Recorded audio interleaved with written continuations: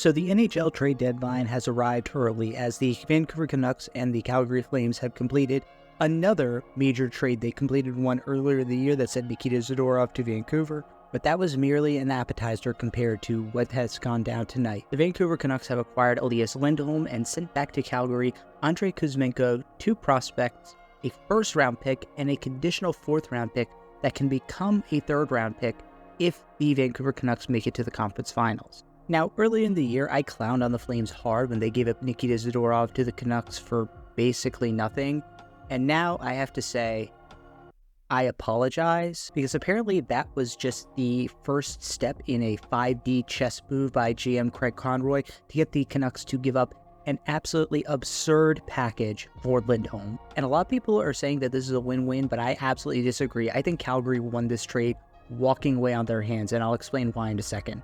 But first, let me acknowledge why this trade makes sense, quote-unquote, from the perspective of the Canucks. They are getting ostensibly the best player in this trade. Elias Lindholm is coming to the team with 9 goals and 32 points on the year in 49 games for the Flames, while Kuzmenko is going back to Calgary with only 8 goals and 21 points in 43 games. Kuzmenko was widely known to kind of be on the outs with Vancouver Canucks coach Rick Tocchet. There were a lot of complaints by Tocchet and by Vancouver fans about his lack of effort and his lack of attention to detail. He made a lot of turnovers in the defensive zone that proved to be pretty costly to the Canucks. So, hey, if they can trade out a guy that they think is underperforming for a better player, a guy who's been a leader in the Flames locker room, who's known to be pretty defensively responsible in Lindholm, why not do it? But herein lies the problem for the Canucks, because I would actually make the argument that they gave up the best player in this trade. While Kuzmenko's scoring has been down this year and he has made some very costly mistakes, the analytics actually suggest that he is a better player than Lindholm is. According to Hockey Reference, Lindholm has a 2.0 point share on the season, which is higher than Kuzmenko's 1.5. And that 0.5 is accounted for directly in their defensive point share. However, when you look at the possession metrics, Lindholm is one of the worst forwards on the Calgary Flames. He has a 50% Corsi for, whereas Kuzmenko actually leads all Canucks forwards with a 64% Corsi for percentage, and that goes double for their on-ice expected goals percent. Kuzmenko is again first among Canucks forwards, while Lindholm is ahead of only Dylan Dubé, Walker Duehr, and AJ Greer for the Flames. And most damning of all, their relative expected goals percentage, meaning the difference between their team's expected goal share when they're on the ice versus not on the ice. Kuzmenko is number 1 for the Canucks players with an 18% relative expected goals percentage, while Lindholm actually has a minus 2.7 relative expected goals percentage.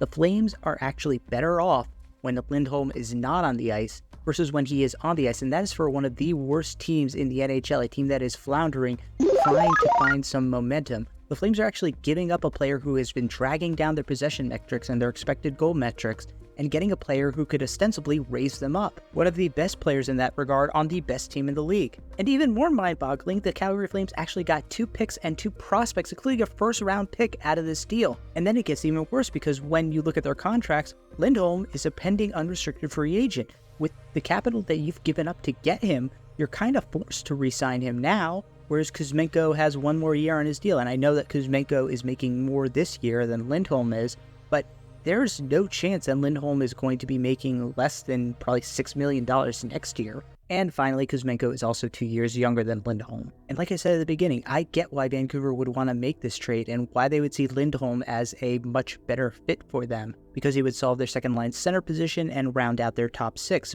And if it had just been a 1-for-1 player swap, I would have been okay with Vancouver taking a little bit of a hit in terms of value to get a need on a team that's looking to make a deep playoff run this year. But giving up that first-round pick is just a bridge too far to me, because it really does seem like this is an instance where Vancouver saw a deficiency in a player, and rather than work around it or try and mask it in some way, they just got rid of him and took a loss on the value.